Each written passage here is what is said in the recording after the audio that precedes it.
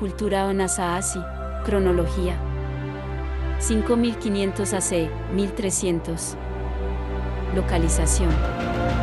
Oasis América. Palacio acantilado, poblado Anasaasi del Parque Nacional Mesa Verde. Los Anasaasis formaban una cultura arqueológica amerindia de la superárea cultural de Oasis América. Ocupaban, en varios grupos, la superficie de los estados actuales de Colorado, Utah, Arizona y Nuevo México. Su civilización ha dejado varios vestigios populares y litúrgicos en distintos lugares, de los cuales 2 han sido clasificados como Patrimonio Mundial por la UNESCO. Los restos encontrados por los arqueólogos demuestran un conocimiento de la cerámica, el tejido y la irrigación. Además, dibujaban símbolos que no han sido descifrados y observaban los desplazamientos solares. Se considera que los descendientes actuales de los Anasazi son los indios pueblo, entre ellos los Uñíes y los Houpis, aunque no se conoce con seguridad si hay continuidad étnica entre ellos y los antiguos Anasaasis, o si la continuidad es solo geográfica. Los modernos viejos indios pueblos son étnica y lingüísticamente diversos, pero se desconoce si los Anasaasis originales formaban un único pueblo o conjuntos de pueblos diferentes que compartían una cultura similar. Introducción. La palabra Anasaasi. La civilización de los Anasaasis desapareció completamente antes de la llegada de los europeos a América en 1492. Se ignora, ya que no hay pruebas escritas, con qué nombres se designaban a sí mismos, y su posible conexión étnica con los pueblos modernos es materia de debate. De hecho, el término Anasaasi es solo el nombre que le dan los navajos contemporáneos al antiguo pueblo constructor de ciudades. La palabra Anasaasi significa antiguos enemigos, y con toda probabilidad no habría estado relacionado étnicamente con los navajos sino con los indios pueblo. Se usa el término indios pueblo para referirse a todas las civilizaciones indias autóctonas con una arquitectura típica en pequeños pueblos, presumiblemente descendientes de los Anasaasi. Los indios Hopi utilizan más bien la palabra Isatsinón, ya que consideran la palabra Anasaasi como despectiva. Por último, los historiadores reagrupan bajo la designación Anasaasi a distintas culturas similares que residieron en la misma zona, los Hohokam, los Mogollón y los Pattaya, desaparecidos todos antes del siglo XVI. Se dispone de distintas fuentes para reconstruir la existencia de los Anasaasis. Los relatos tradicionales de los pueblos amerindios transmitidos oralmente. La artesanía y las creencias de los descendientes de los Anasaasis permiten formular una serie de hipótesis serias. El testimonio de los conquistadores españoles que exploraron la región a partir del siglo XVI.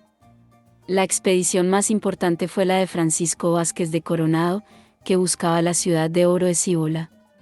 Las crónicas y cartas enviadas por los exploradores son una fuente muy importante de informaciones siempre que se tomen con precaución. A finales del siglo XIX, los granjeros Charlie Mason y los hermanos Wesseral descubrieron los principales emplazamientos Anasaasis. Las excavaciones arqueológicas empezaron realmente con el sueco Gustav Nordenskjöld. El clima árido de la región permitió una buena conservación de millares de objetos en fibra vegetal, lanzaderas, atlaotal, de madera, flechas de caña, tejidos de algodón o animal, tendones, cueros. Varios esqueletos han sido estudiados por los antropólogos, lo que ha proporcionado datos sobre la salud, la alimentación y la morfología de los Anasaasi. Cronología. La región Anasaasi se extiende por los 4 estados del suroeste norteamericano. Colindante con las culturas Hohokam y Mogollón. Los emplazamientos arqueológicos más importantes son Mesa Verde, Cañón del Chaco y Acantilado Gila. Contexto general. Según las últimas teorías existentes, los primeros grupos humanos que pasaron a poblar América lo hicieron hace al menos 20.000 años. Bandas de cazadores-recolectores paleoindios ocuparon el suroeste de Estados Unidos hace unos 12.000 años.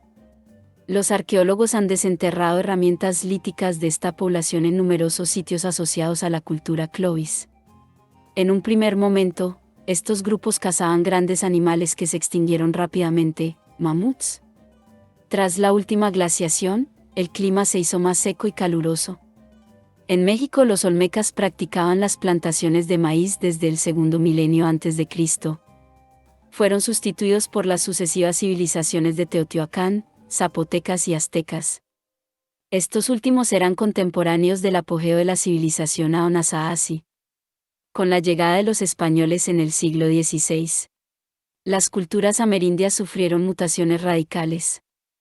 Los grandes imperios desaparecieron y las distintas tribus-pueblos sustituyeron a los Anasaasis. Historia de la cultura Anasaasi. La historia de los Anasaasis sigue siendo un misterio debido a la ausencia de rastros escritos. La arqueología permite, sin embargo, establecer unas fases cronológicas de fechas aproximativas. La región del suroeste de los Estados Unidos fue ocupada por poblaciones de tradición zohara, 5500 AC, siglo IV. Los basket makers, cesteros, se implantaron en los territorios montañosos y semiáridos poco antes de la era cristiana. Los Anasasis sucedieron a los cesteros hacia el siglo VIII. La sedentarización progresiva de los cazadores-recolectores asociada al desarrollo de la agricultura produce la emergencia de una nueva cultura llamada de los pueblos, en referencia a las poblaciones construidas con ladrillos que los Anasasis de Mesa Verde instalan abrigándose en los acantilados de los grandes cañones de Colorado. El inicio de esta cultura, periodo pueblo y, del 700 al 900, se caracteriza por pequeñas casas solitarias y el cultivo del algodón. El periodo pueblo II, del 900 al 1100, marca el apogeo de la cultura Anasaasi, firmado por un enriquecimiento de los adornos. El periodo pueblo III, del 1110 al 1300, marca el deterioro de la cultura y su repliegue a Mesa Verde con unos poblados trogloditas rudimentarios. A partir del año 1300, los Anasaasi se refugian en el Valle de Río Grande y en el centro de Arizona. Se pierden sus huellas poco antes de la llegada de los españoles. Las razones de este éxodo no son conocidas. Existen varias hipótesis: un cambio climático que amenazó las cosechas, un medio deteriorado que redujo las tierras cultivables disponibles, sobrepoblación, problemas políticos, tal vez guerras. No obstante, dada la ausencia de documentos escritos y la limitación de los conocimientos actuales, no es posible probar ninguna de dichas hipótesis. Cultura Anasaasi. Situación y medio natural. Los arqueólogos han encontrado restos de esta cultura en 4 estados estadounidenses. Aunque los paisajes de la zona son grandiosos, las condiciones naturales dificultan la vida humana. La aridez marca la mayor parte de la zona, que toma un aspecto desértico o semidesértico. Los 2 ríos más importantes que recorren estas tierras son el Río Grande y el Colorado. Los arroyos surcan el paisaje. La latitud es otra penalidad. Los inviernos son fríos y la nieve puede recubrir el suelo. La diferencia de temperaturas entre el verano y el invierno es bastante considerable. Al este las montañas rocosas alcanzan los 4000 metros. El área de la cultura Anasaasi se extiende sobre todo por las mesetas del Colorado, recorridas por ríos y arroyos encajados. Los habitantes se instalan sobre todo en las mesas. La geología de la región es bastante compleja y ofrece todo tipo de materiales, desde la arenisca a la roca volcánica. La flora y la fauna dependen de la altitud, la aridez y la naturaleza del sedimento. Sin embargo, los Anasaasi sabían utilizar los recursos naturales y respetar el equilibrio. Recolectaban las hojas de la yucca, dominaban la irrigación e importaban los productos que no eran capaces de encontrar en la región. Las culturas vecinas. Los Anasaasi estaban en contacto con otras culturas amerindias próximas. Los Hohokam y los Mogollón son los más conocidos. Compartían, hasta el punto que los científicos los reagrupan en una sola categoría, varios rasgos comunes: irrigación, caza, pueblos en adobe, ladrillo o piedra, cerámica decorada, relaciones comerciales con Mesoamérica. Se diferencian en aspectos tales como que los Hohokam incineraban a sus muertos y los Mogollón eran sobre todo cazadores. Aspectos materiales y tecnológicos. Los pueblos. Ruinas Anasaasi, Cañón de Siey, Arizona. Gracias a la arqueología se conocen una gran variedad de casas y poblaciones aonasaasis. Las viviendas más antiguas eran muy modestas, pequeñas casas primitivas lo suficientemente grandes para alojar a una familia. Tenían cimientos poco profundos, casas pozo, 2. El tejado estaba hecho con tierra y ramas. El fogón se encontraba en el centro. Con el crecimiento demográfico, las viviendas se reagrupan en aldeas. Este hecho manifiesta una organización colectiva más o menos consciente del espacio. A partir del siglo X, estos pueblos pueden alojar varias centenas de habitantes. Se sitúan en mesetas como en Cañón Chaco, 950-1100, o abrigándose bajo los acantilados de Mesa Verde, 1100 a 1300. Los aonasaasis escogían lugares excepcionales para instalarse. Varios pueblos se sitúan bajo impresionantes acantilados en el siglo XIII. Ciertas excavaciones se realizan en las paredes de gigantescos cañones. La orientación de los pueblos protege de la lluvia y la nieve en invierno y de los mayores calores del verano. Además presentan la ventaja de ser una protección natural frente a los ataques enemigos. En cambio los alejaban de las plantaciones, haciéndolas menos accesibles a los habitantes. Materiales utilizados en las viviendas aonasaasi. Upatki National Maanyamant, Arizona.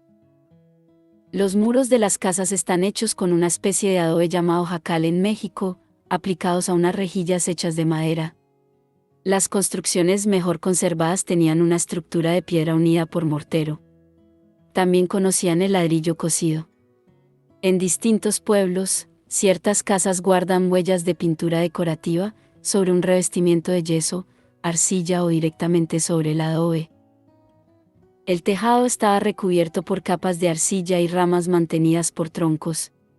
Las casas inicialmente tenían un solo nivel, pero podían elevarse hasta en 2 pisos suplementarios. Varias habitaciones rectangulares en la planta baja estaban reservadas al almacenamiento del alimento. La vida cotidiana se realizaba sobre todo en las terrazas de estas viviendas. En estos pueblos los arqueólogos se han interesado sobre todo por las plazas y a las quivas. Las quivas, inicialmente reservadas al reposo, acabarían usándose para ceremonias religiosas. Alimentación y cocina. Muflón, los aonasaasis cazaban a veces estos animales. Agricultores sedentarios, los aonasaasis cultivaban en campos que situaban en las proximidades de sus viviendas. Producían maíz, alubias, calabazas y tabaco. Todas estas plantas son originarias de Mesoamérica y eran fundamentales en las civilizaciones precolombinas. Los campos se situaban en las mesetas hasta 2100 metros por encima del nivel del mar. A más altitud, las condiciones eran demasiado duras para el cultivo. Sus herramientas agrarias estaban hechas de piedra y madera, azada, pala, plantadora, pues los aonasaasis no dominaban las técnicas metalúrgicas. En cambio, este pueblo adaptó progresivamente las técnicas de irrigación provenientes de México, ya fuera extrayendo agua de los ríos o constituyendo reservas de agua de lluvia. Construyeron pequeños embalses, canales y depósitos que atestiguan una organización comunitaria. Una parte del cultivo era almacenada en las casas para periodos menos propicios. El maíz y las calabazas eran secados y almacenados. Recuperaban los piñones calentando las piñas, para consumirlos directamente o elaborar tortas. Las pipas de girasol eran almacenadas en jarras una vez desgranadas.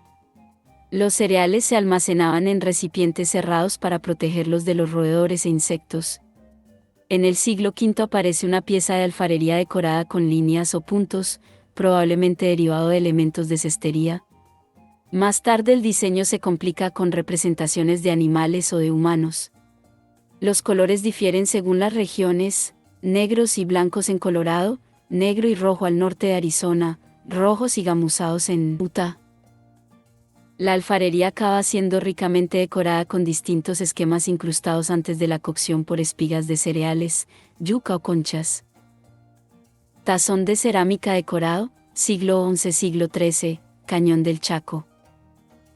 Aunque habían abandonado el nomadismo siglos atrás, los amerindios del suroeste americano nunca abandonaron completamente la caza-recolección practicada por sus antepasados. Piñones, bayas, frutos salvajes, higos chumbos constituían complementos a la dieta. La caza la encontraban en las mesetas, bisoñés, venados, antílopes, o en las montañas, venados, muflones. Capturaban animales más pequeños, conejos, ardillas, pájaros, con trampas o redes de yuca. Los pequeños animales eran la fuente principal de proteínas, los animales más grandes eran troceados directamente en el lugar de caza. Se guardaban las pieles y tendones para otros usos. La cría de pavo servía únicamente para la obtención de plumas, ya que no los consumían. Para la preparación de las comidas encendían el fuego frotando un palo contra una placa de madera, el fuego se mantenía en un agujero hecho directamente en el suelo. Para cocinar utilizaban herramientas de tierra cocida, de madera o de hueso.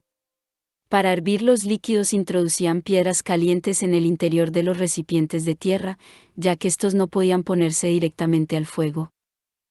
Artesanía y comercio.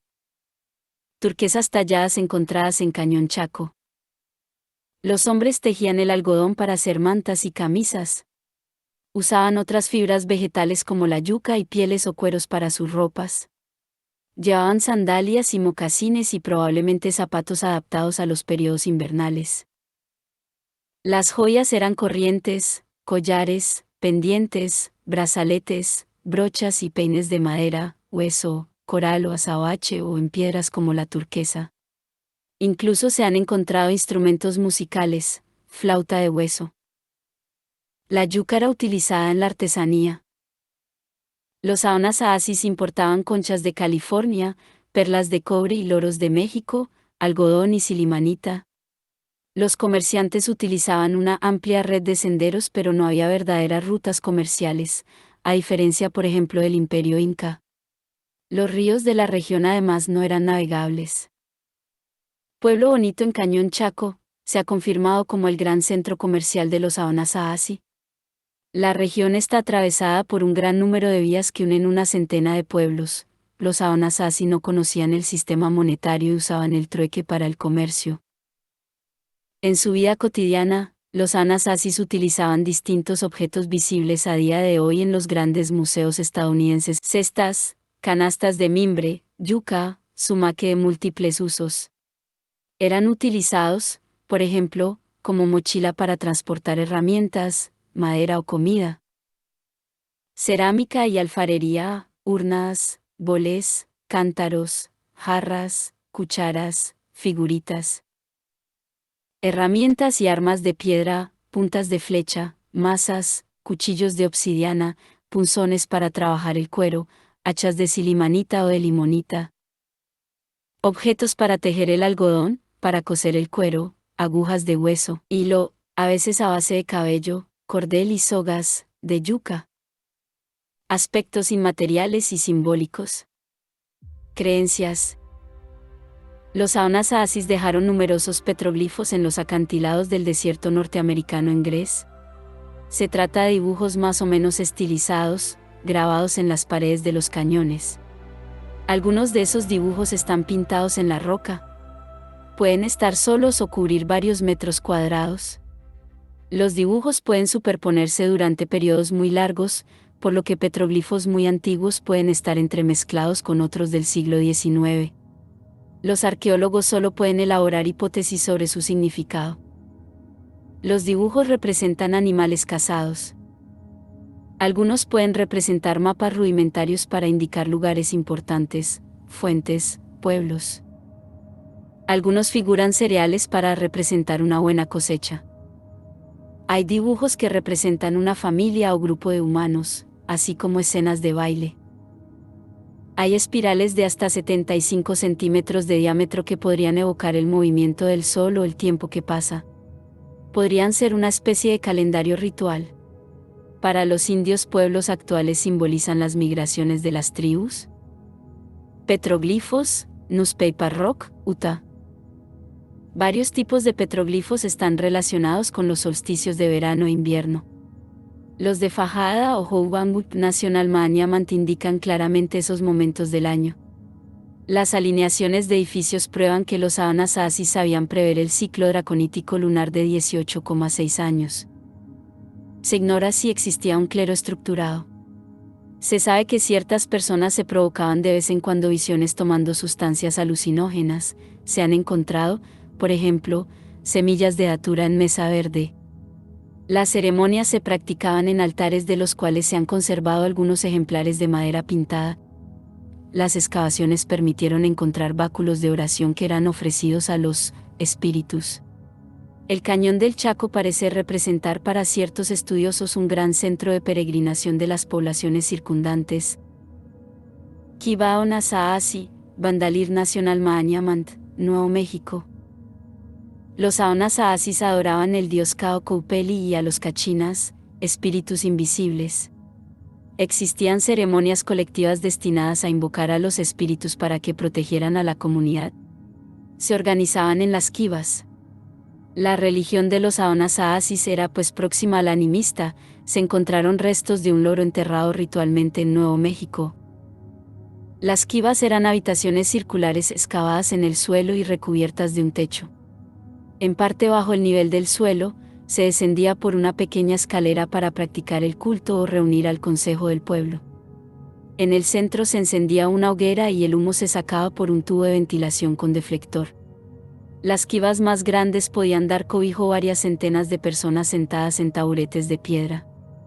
Las grandes kivas de Cañón del Chaco tenían un diámetro de 18 metros y estaban subdivididas en partes según los puntos cardinales. Las fiestas religiosas relacionadas con los ciclos agrícolas se celebraban en estas habitaciones y estaban reservadas a los hombres. Organización social. La sociedad Aonasaazi debía parecerse a la de los pueblos actuales. Se organizaban probablemente alrededor de un sistema matriarcal. La pareja se instala en la casa de la madre de la esposa, y matrilineal. Las mujeres son las propietarias del patrimonio familiar, casa y terrenos. El marido integra con el matrimonio el clan de la esposa, y hasta le estaba permitido divorciarse. Los arqueólogos no están seguros de que los Aonasaazi vivieran en clanes, creen más bien que se organizaban en un sistema igualitario, sin agrupaciones sociales jerarquizadas. Civilización o pueblo prehistórico. Cañón Chaco. Para Jerry J. Brody, la cultura Aonasaazi es, de la que tenemos mayor constancia de las culturas prehistóricas del suroeste estadounidense. Parece probado que los Aonasaasis no tenían escritura, ni rueda, ni moneda. Tampoco conocían la metalurgia. Sin embargo, el desarrollo textil, algodón, el dominio de la irrigación, de las construcciones en piedra con varios pisos, en Pueblo Bonito, por ejemplo, las había hasta de 5, y los conocimientos de astronomía dan testimonio de una cultura rica y dinámica. Si se considera que existe una civilización cuando existe cierto grado de urbanización, los Aonasaasis lo eran, ya que ciertos pueblos podrían haber contado hasta con 6.000 habitantes. Los pueblos de Cañón del Chaco estaban tan próximos que habrían formado una aglomeración de 15 a 30.000 habitantes. Los Aonasaasis consiguieron la proeza de edificar en lugares inaccesibles sin fuerza animal ni herramientas metálicas. Las grandes casas de Cañón del Chaco necesitaron para su construcción de millones de bloques de grés y varias centenas de millares de vigas. Por todo ello, cabe considerar que aún no se han revelado todos los misterios sobre la civilización de los Aonasaasis. Fin de la cultura Aonasaazi. Sandalia en Yuca, siglo XII. Cañón Chaco. Si bien muchos aspectos de la historia de los Aonasaasis no son conocidos debido a la inexistencia de fuentes escritas, existe evidencia material de que ejercieron una presión excesiva sobre el ambiente. Esto podría haber provocado un colapso ecológico provocado por la sobreexplotación de los bosques cercanos, lo cual a largo plazo podría haber tenido efectos adversos en el clima de la región y el nivel de erosión del terreno. De hecho, el caso de la cultura Aonasaazi es uno de los ejemplos arquetípicos tratados por Jared Diamond en su libro Colapso, porque unas sociedades perduran y otras desaparecen, dedicado al colapso social de diversas culturas antiguas por problemas de falta de sostenibilidad ecológica.